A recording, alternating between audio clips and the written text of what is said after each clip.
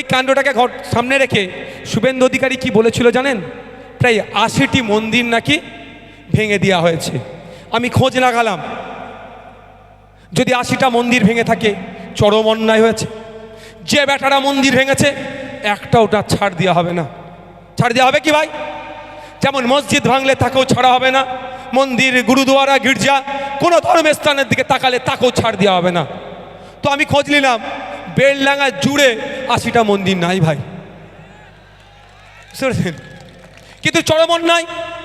বিধানসভার মধ্যে বলল, তারপরে বাইরে দাঁড়িয়ে আমি মিডিয়া বন্ধুদের মাধ্যমে রাজ্য সরকারকে বললাম, শুভেন্দু অধিকারীর কথা যদি সত্য হয় আমি জানতে চাই, তাহলে এই মন্দির ভাঙার জন্য কতজন কুলাঙ্গারকে ধরে জেলের মধ্যে রাখা হয়েছে তার তথ্য প্রকাশ করতে হবে। আর শুভেন্দু অধিকারী যদি মিথ্যা কথা বলে ওকে ধরে জেলের মধ্যে রাখতে হবে।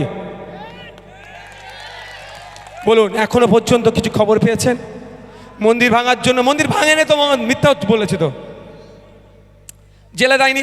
তাহলে শুভেন্দু অধিকারী মিথ্যাচার করছে, ওকে ধরে জেলের মধ্যে রাখা দরকার ছিল তো। এর উত্তর দেয়নি। আমি আরটিআই করলাম, আপনাদের কি থানা এটা? কি পুলিশ ডিস্ট্রিক্ট? মুর্শিদাবাদ থানা রেজিনগর। ভাই আমার, পুলিশ ডিস্ট্রিক্টের কথা বলুন না। আচ্ছা, যেই পুলিশ ডিস্ট্রিক্ট হোক না কেন, আমি আরটিআই করলাম, জানতে চাইলাম যে এই সময় একটা যে ঘটনা ঘটার উচিত নয় একটা ঘটনা ঘটেছিল, এই ঘটনার ফলে কটা মন্দির মসজিদ ধর্মস্থান আক্রান্ত হচ্ছে তাদের লিস্ট চাই, আর এই যারা আক্রমণ করেছে তাদের বিরুদ্ধে কী কী ব্যবস্থা নিয়েছেন তার লিস্ট চাই। আমাকে উত্তর দিল না, আমাকে সংখ্যাটা দিল না। তার মানে ডাল মে কুচ কালা হ্যায়। সংখ্যা দিলেই শুভেন্দু অধিকারী ধরা পড়তো, আর শুভেন্দু অধিকারী ধরা পড়লে জেলের মধ্যে রাখতে হতো। শুভেন্দু অধিকারীকে যদি জেলের মধ্যে রাখা হয়, হিন্দু মুসলমানের মধ্যে বিভেদ তৈরি করবে কে? আর হিন্দু মুসলমানের মধ্যে বিভেদ তৈরি না করতে পারলে তৃণমূল বিজেপি তাহলে রাজনৈতিকভাবে বেঁচে থাকবে কিভাবে? বুঝতে পারছেন কি বলছি? তাহলে রাজনৈতিকভাবে এরা বেঁচে থাকবে কিভাবে? আমাকে উত্তর পর্যন্ত দিল না। এটা হিংসা ছড়াবে হিন্দু মুসলমানের মধ্যে, যে আমাদের ঐক্য সেটাকে নষ্ট করার চেষ্টা করবে। এই নষ্ট করলে বিজেপি তৃণমূল উভয়ের লাভ হবে। সেই জন্য দেখবেন শুভেন্দু অধিকারী রাত দিন হিন্দু মুসলমান এমন এমন কথা বলছে, এলাকায় সম্প্রীতি বিনষ্ট হবে, এলাকার ঐক্য বিনষ্ট হবে। তার বিরুদ্ধে কোনো ব্যবস্থা গ্রহণ করেছে ভাই? আমি আরটিআই করেছিলাম, বেলডাঙ্গাতে একটা ঘটনা ঘটেছিল না গত বছর দুর্গাপুজোকে নিয়ে?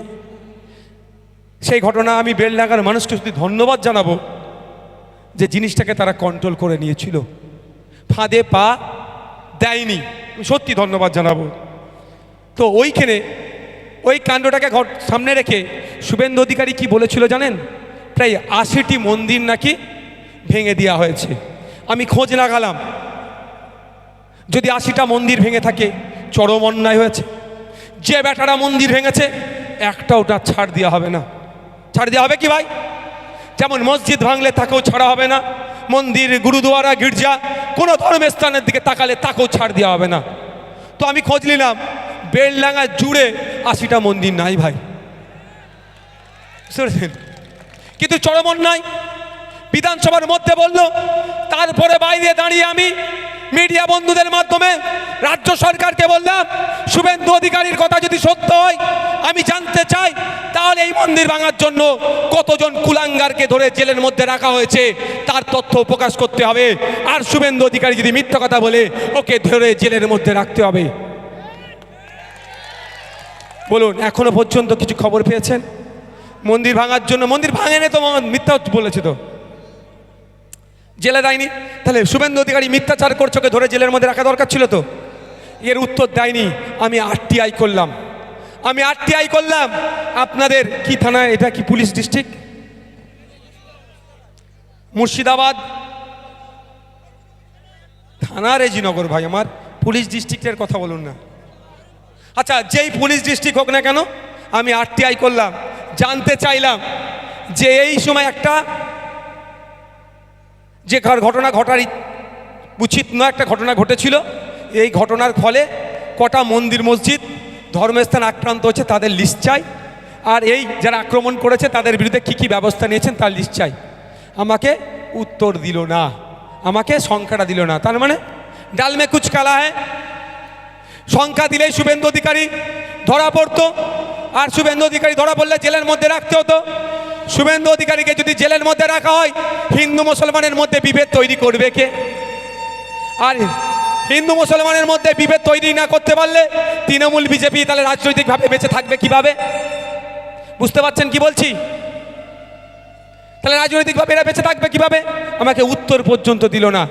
যদিও আজকে আমি লোকাল থানাকে, যারা দায়িত্বশীলেরা আছে, আমি ধন্যবাদ জানাবো, যাদের প্রচেষ্টায়, যাদের সহযোগিতায় আজকে আমাদের এই অধিকার সভা সুষ্ঠুভাবে সম্পূর্ণ আমরা করতে পারছি।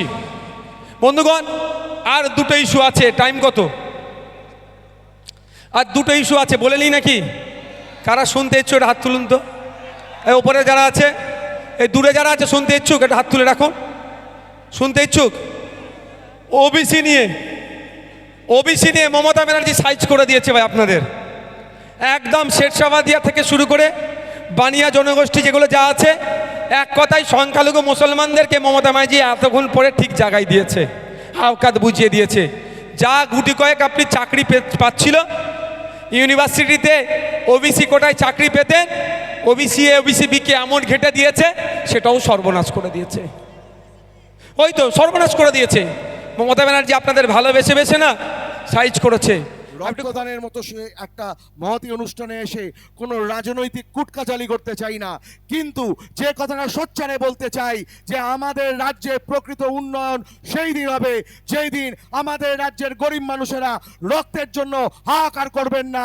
সেই দিন প্রকৃত উন্নয়ন হবে যেই দিন সরকারি ব্লাড ব্যাংকের বাইরে রক্তের জন্য লাইন পড়বে না।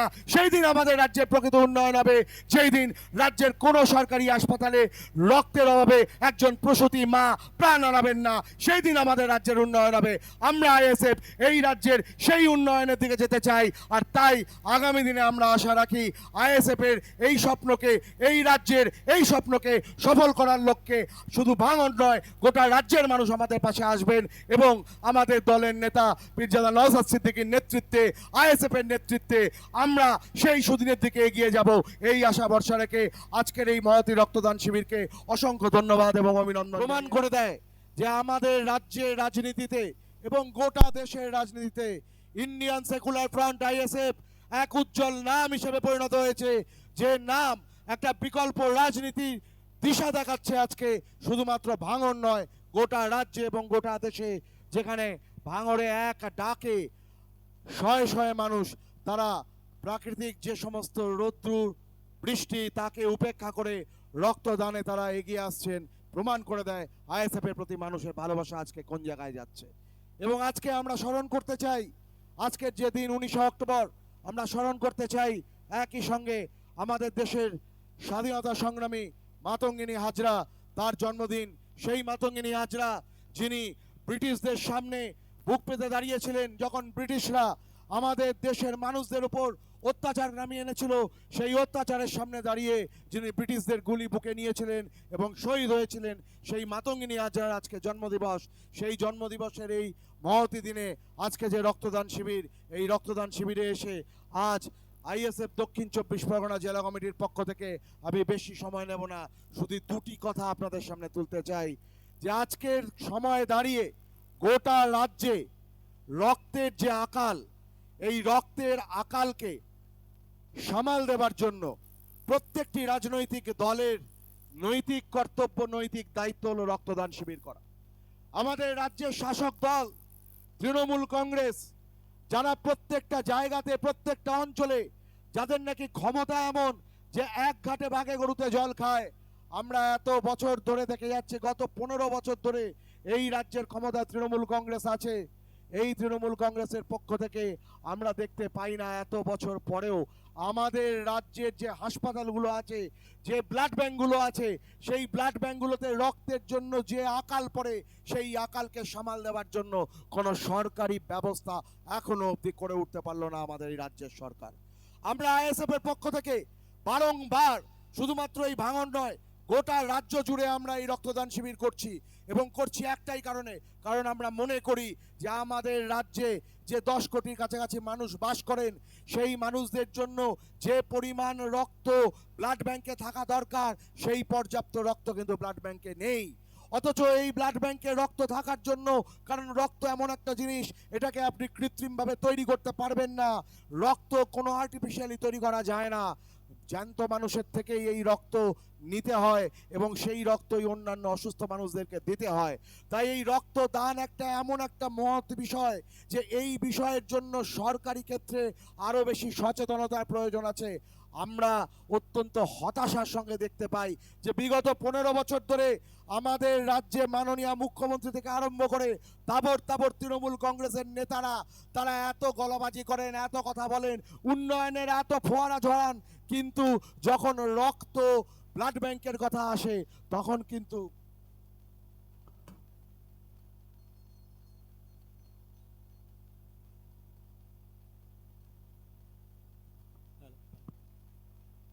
ব্লাড ব্যাংকের কথা যখন আসে তখন কিন্তু দেখা যায় যে সুনির্দিষ্ট পরিকল্পনা এবং সুনির্দিষ্ট নিয়ম নীতির অভাবে আজকে সমস্ত সরকারি ব্লাড ব্যাংকে রক্তের জন্য হাহাকার পড়ে যাচ্ছে।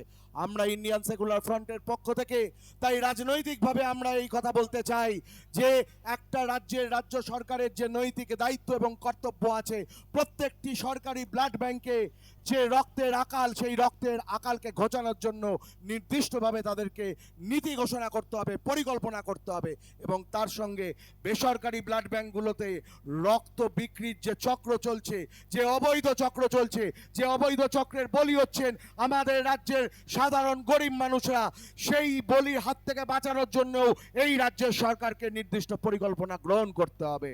আমরা রক্তদানের মতো সে একটা মহতী অনুষ্ঠানে এসে কোনো রাজনৈতিক কুটকাচালি করতে চাই না, কিন্তু যে কথাটা সোচ্চারে বলতে চাই যে আমাদের রাজ্যের প্রকৃত উন্নয়ন সেই দিন হবে যেই দিন আমাদের রাজ্যের গরিব মানুষেরা রক্তের জন্য হাহাকার করবেন না, সেই দিন প্রকৃত উন্নয়ন হবে যেই দিন সরকারি ব্লাড ব্যাংকের বাইরে রক্তের জন্য লাইন পড়বে না, সেই দিন আমাদের রাজ্যের প্রকৃত উন্নয়ন হবে যেই দিন রাজ্যের কোনো সরকারি হাসপাতালে রক্তের অভাবে একজন প্রসূতি মা প্রাণ হারাবেন না, সেই দিন আমাদের রাজ্যের উন্নয়ন হবে।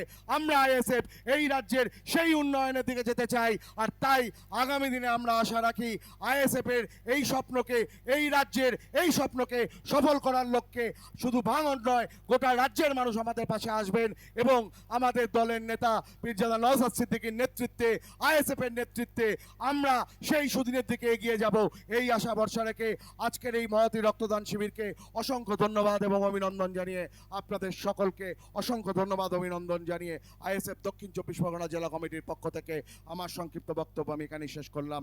ইনকলাব জিন্দাবাদ, ইন্ডিয়ান সেকুলার ফ্রন্ট জিন্দাবাদ, আমাদের নেতা মেহনতি মানুষের নেতা নওশাদ সিদ্দিকী জিন্দাবাদ।